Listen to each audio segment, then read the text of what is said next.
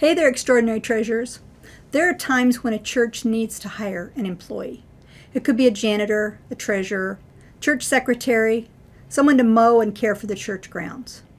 If your church is considering hiring someone, you want to make sure it's handled carefully and appropriately.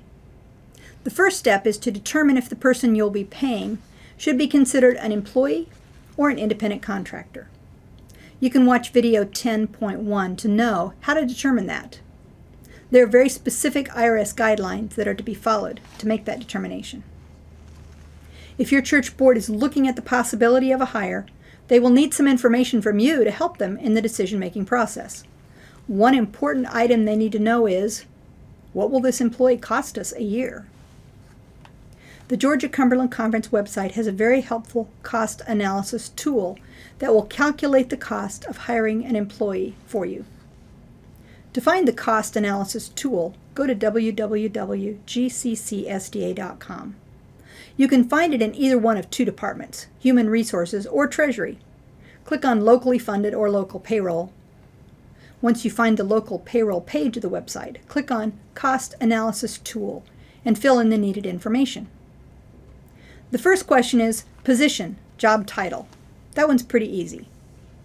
Name of the church or school is next. Again, fairly simple. Position type, and the choices are employee, volunteer, or independent contractor. In this case, you will choose employee. State of work site. Our conference has churches in 4 states, so pick yours.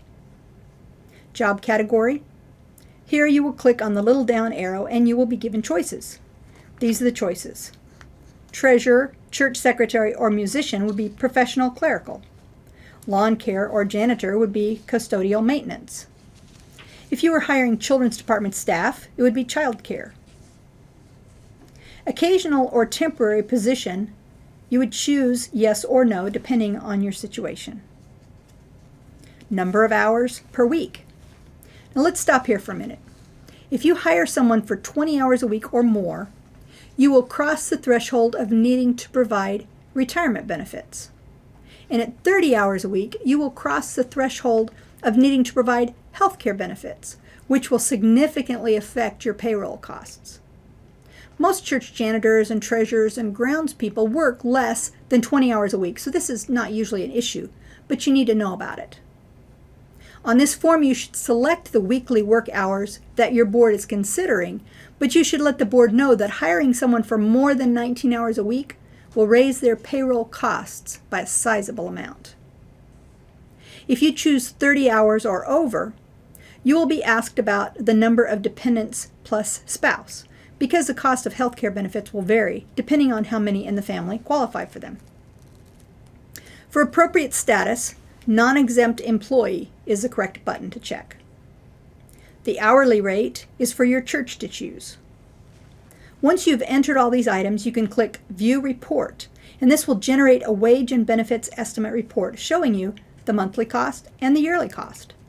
This particular report is for a person working 5 hours a week at $10 per hour. This report can then be taken to your church board to help them in the decision-making process as hiring is considered. You might even run several reports, varying the hours and pay per hour to help in their decision-making. So now we know what it's going to cost. The next question is, what do we expect from the person who does this job? A job description should be prepared and should include job title, location, job summary, who the employee will report to, and job duties, and if needed could also include more details in that area. Once a person has found to be interviewed, they should be asked to complete a 2-page consent form so the conference can process a background check before the hiring decision is finalized. When, after an interview and receiving a clear background check, your board has made the decision to make a hire, they must make an official vote. Here's a sample of what they might vote.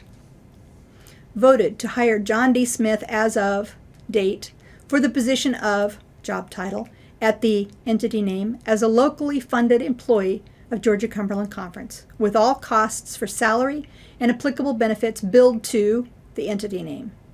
A wage and benefits estimate report is attached to the file copy of the minutes. Depending on the timing of your board meeting, the board could vote to hire pending a cleared background check if the background check isn't complete by the board meeting.